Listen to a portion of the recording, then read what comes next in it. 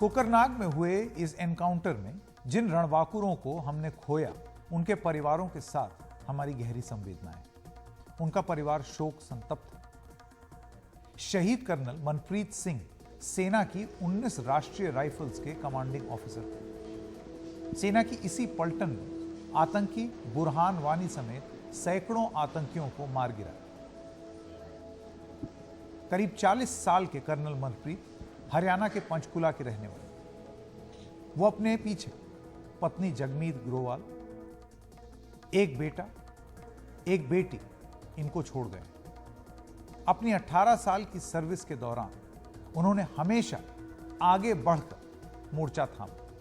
जो भी जिम्मेदारी मिली उसे पूरी बहादुरी के साथ अंजाम दिया। उनकी इसी बहादुरी के लिए उन्हें सेना मेडल से सम्मानित भी किया गया। कर्नल मनप्रीत के पिता जो हैं वो भी फौज में थे और मनप्रीत भी पिता से प्रेरित होकर सेना में भर्ती हुए। उनके घर सांत्वना देने कई लोग आए। मेरा बेटा शहीद हो गया, मेरा कर्नल शहीद हो गया, हाँ, मेरा मनप्रीत कर्नल शहीद हो गया, मेरे दिल दा टुकड़ा शहीद हो गया। संडे नू मेरी गल होई थी 3 वजे दोपहरे नू मेरी गल होई थी। कहना मैं सुत्ता पिया उठिया ए तुसी भी आराम कर लो मम्मी।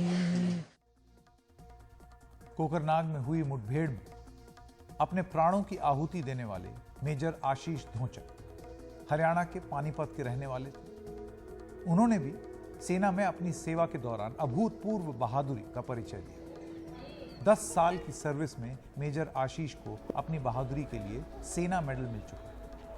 आशीष 3 बहनों के इकलौते भाई थे। अगले महीने 13 अक्टूबर को आशीष को छुट्टियों में अपने घर लौटना था। उन्होंने नया घर लिया था और गृह प्रवेश के लिए छुट्टियों पर घर जाना था, मगर यह हो नहीं सका। मेजर आशीष अपने पीछे पत्नी ज्योति और 2.5 साल की बेटी को छोड़ गए। इस बहादुर अफसर की शहादत को याद करने और अपनी श्रद्धांजलि देने के लिए लोग उनके घर भी पहुंचे। बस टेलीफोन से मिली थी भाई। हाँ जी, क्या कुछ बताया? पहले तो यही था कि भाई ऐसे ऐसे कोई ऑपरेशन है उसमें, बस बाकी फिर न्यूज़ के थ्रू, बाकी मेरा बेटा आर्मी में, उसने बताया फ़ोन करके। हाँ जी। तो परिवार में कौन कौन है सर इसके? बच्चे वगैरह, भाई बहन? अकेला लड़का है मेरे भाई का है, 3 बहनें हैं इसकी। एक इसकी लड़की है 2.5 साल की।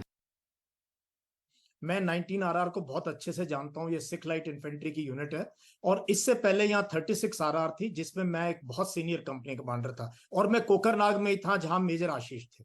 और मेजर आशीष को जब पता लगा कि जनरल यश मोर भी यहाँ कंपनी कमांडर रहे हैं, वो मेरे टच में रहे हैं पिछले कई महीनों से, तो आप समझ सकते हो कोकरनाग के लोगों के साथ, कोकरनाग की पूरी वहां पे मैंने 2-2.5 साल जो है ना उन पहाड़ों के अंदर हमने 30-40 जो है उग्रवादियों को खत्म किया। इनफैक्ट हमने पूरी लश्कर, पूरी HM और पूरी हुजी की जितनी तंजीमें थी उनकी कमर तोड़ के रख दी थी उस टाइम पे। लेकिन अब जो है डायनेमिक्स चेंज हो गई है मिलिटेंसी की, इंसर्जेंसी की, टेररिज्म की, और ये बहुत ही ब्रेव ऑफिसर है। दोनों ही ऑफिसर जो मैं अब इनको अच्छे जानता था, ये सेना मेडल से ऑलरेडी अवॉर्डेड थे और फ्रंट लाइन पे इनको 1 साल से ज्यादा हो गया था कंपनी कमांड करते हुए, और जो CO थे उनको भी तकरीबन 2 साल होने वाले थे। वो तो थी इन लोगों की जो है किस टाइप की पर्सनालिटी थे।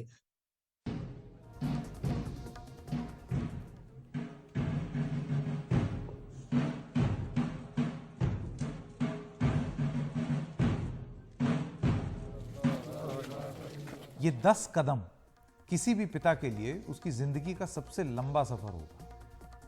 जम्मू कश्मीर पुलिस में IG रह चुके गुलाम हसन भट्ट आतंकवादी मुठभेड़ में शहीद हुए अपने बेटे DSP हुमायूं भट्ट को श्रद्धांजलि देने के लिए बढ़े तो वहां मौजूद हर आंख छलक उठी।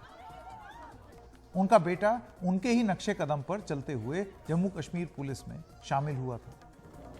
1.5 साल पहले हुमायूं भट्ट की शादी हुई थी और बस 29 दिन पहले उनके बेटे का जन्म हुआ था।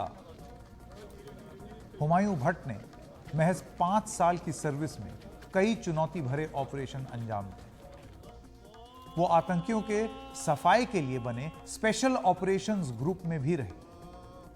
बुधवार को भी सेना के साथ आतंकियों के खिलाफ कार्रवाई में वो पीछे नहीं रहे। गोली लगने के 6 घंटे बाद तक वो मौत से लड़ते रहे, लेकिन 33 साल के इस बहादुर अफसर को बचाया नहीं जा सका। कोकरनाग में चल रही इस मुठभेड़ में एक बार फिर दक्षिण कश्मीर, खास तौर से दक्षिण कश्मीर यानी कि साउथ कश्मीर, खास तौर से जो पीर पंजाल के फॉरेस्ट रेंज है उसकी ओर हर किसी का ध्यान आकर्षित किया है। कश्मीर घाटी में आतंकवाद पर सख्ती के बाद आतंकियों ने दक्षिण कश्मीर में अपनी वारदात दोबारा बढ़ाई। 2023 में आतंकवाद से जुड़ी करीब आधी घटनाएं पीर पंजाल के दक्षिण में पूंछ और राजौरी जिलों में हुई, जो सालों से काफी शांत थे। इसके बारे में बोला भी गया कि अब स्थिति बेहतर हो रही है, लेकिन ये देखिए, दरअसल ये पूरा इलाका घने जंगलों से घिरा हुआ है और आतंकवादी इसी का फायदा उठाते हैं। वो एक जगह आतंकवादी वारदात कर जंगलों का फायदा उठा करके दूसरी जगह चले जाते हैं और वहां जाके छुप जाते हैं। यही नहीं, द हिंदू की एक रिपोर्ट के मुताबिक आतंकवादी अक्सर इस इलाके के गांव के लोगों को भी डरा धमकाकर उनके घरों में छुपते हैं। उनके मोबाइल फोन का इस्तेमाल कर सीमा पार फोन से संपर्क साधते हैं। पीर पंजाल इलाके के कुछ इलाकों में पाकिस्तान की मोबाइल फोन सेवाओं के सिग्नल भी मिलते हैं, जिसका आतंकवादी फायदा उठाते हैं।